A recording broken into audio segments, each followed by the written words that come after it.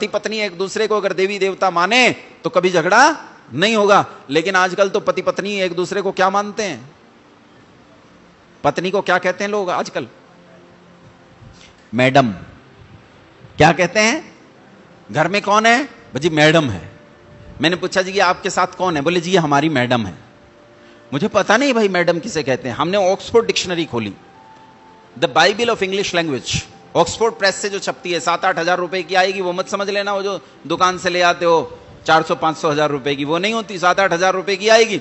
Oxford dictionary मैंने खोला और ऑक्सफोर्ड डिक्शनरी में मैंने मैडम शब्द का अर्थ देखा। वहां लिखा था ए lady who is head in charge of a great brothel having thousands of prostitutes, अर्थात एक ऐसे वेश्यालय की स्वामिनी, सबसे बड़ी वेश्या, जिस वेश्यालय में हजारों वेश्याएं रहती हो, उसकी जो मालकिन है उस वेश्यालय की, उसका नाम मैडम है। तुम्हारे घर में कौन रहती है? मैडम। ये कौन जा रही है साथ में? मैडम है। ये हमारी कौन है? ये अरे भले आदमी, कितनी गंदी गाली दे रहा है। सोच भी रहा है कभी के देवी कहो देवी। क्या कहना चाहिए स्त्रियों को? बोलो क्या कहना चाहिए? देवी कहोगे तो वो सिंह पैदा करेगी। अभिजान शाकुंतलम उठाकर पढ़ना कभी। अभिजान शाकुंतलम में कथा आती है, दुष्यंत के पुत्र का क्या नाम था? भरत, है ना। राजा दुष्यंत के पुत्र का नाम सर्वदमन भी था, है ना। भरत तो कहते थे ऐसे ही, उन्हें नाम तो सर्वदमन ही था। राजा दुष्यंत ने अपनी पत्नी से लंबे समय तक संबंध नहीं रखा। एक बार वो जंगल में गए शिकार खेलने के लिए, तो उन्होंने देखा, उन्हीं का पुत्र था वो, लेकिन वो तो जानते नहीं थे। उनका पुत्र को देखा तो देखा एक बच्चा है सामने छोटा सा, और वो बच्चा शेरनी के दूध पीते हुए शावकों को जबरन खींच रहा है। उनके कान पकड़कर, उनके बाल पकड़कर खींच रहा है और उसकी दूधी से तोड़ रहा है शेरनी की, और अलग ले जाकर रखता है। बच्चे रोते चीखते फिर आते हैं, फिर मां का दूध पीने लगते हैं। ये डर गया कि कितना भयानक बालक है, शेरनी के बच्चों के साथ खेल रहा है, शेरनी वहीं मौजूद है। तो राजा दुष्यंत एक पेड़ की आठ से धनुष बाण लेकर और उस बच्चे को धीरे से बोले, ऐसे करके धीरे से बोलते हैं ना, कहा रे बालक क्या कर रहा है, हट जा वहां से। कुछ कुमारियां भी किसी पेड़ की ओट से उसे यही कहने के लिए कह रही थी, लेकिन बालक नहीं मान रहा था। बालक ने राजा दुष्यंत की ओर एक बार देखा, फिर अपने काम में लग गया। दोबारा फिर कहा, फिर देखा, फिर अपने काम में लग गया। तीसरी बार जब राजा दुष्यंत ने उसे कहा कि इन्हें छोड़ दे, ये सिंघनी है, ये तुझे खा जाएगी, क्या तू नहीं जानता कि सिंह कितना खतरनाक पशु होता है? तो बालक मजाक लेकर कहता है, बालक अपने पिता की, उसे तो पता नहीं है तेरा पिता है, मजाक लेकर कहता है, अच्छा ये सिंघनी है, ओह मैं तो डर गया। उसकी मजाक लेता है। जब स्त्रियों को लोग देवी मानते हैं, तब ऐसे सिंह बालक पैदा होते हैं जो सिंह के शावकों के दांत गिनकर खेला करते हैं, ऐसे बालक। लेकिन आजकल कहां, आजकल तो काकरोच देखकर अलमारी की छत पर चढ़ जाने वाले बालक पैदा होते हैं। और क्या बच्चे पैदा हो गए हैं आजकल तुम्हारे घरों में। महाराणा प्रताप, शिवाजी महाराज, भगत सिंह और बिस्मिल पैदा नहीं होते, डांसर पैदा हो रहे हैं। डांसर, डांसर किसे कहते हैं? हिंदी में क्या कहते हैं डांसर को?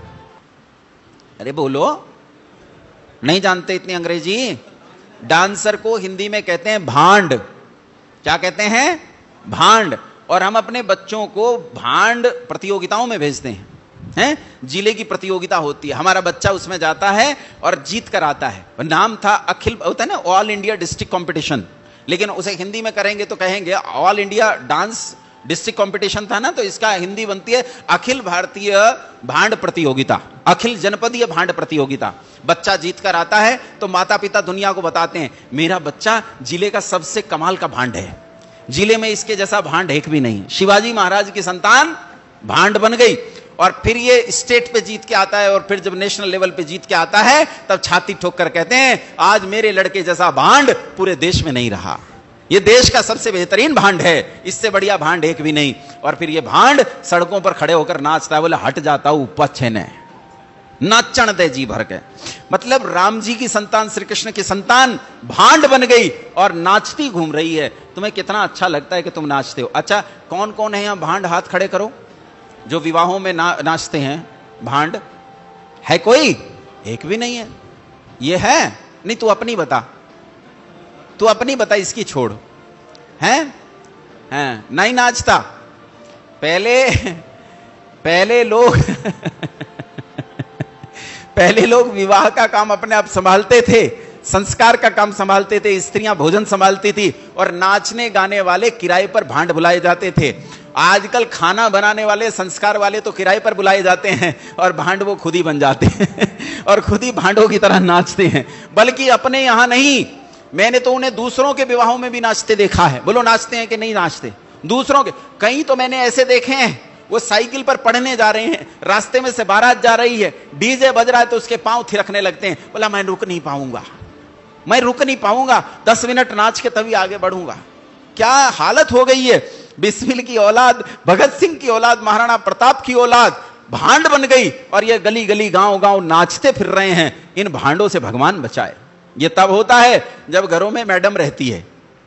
ये भांड कब पैदा होता है? जब घरों में मैडम पैदा होते। पहले बच्चे का नाम रखते थे, क्या नाम है? भले संग्राम सिंह हैं, युद्धवीर। आजकल नाम रखते हैं, इसका नाम क्या है? चिंटू है, मोनू, कुक्कू, नाकू, तराबला। क्या नाम रखते हैं? ये क्या नाम है?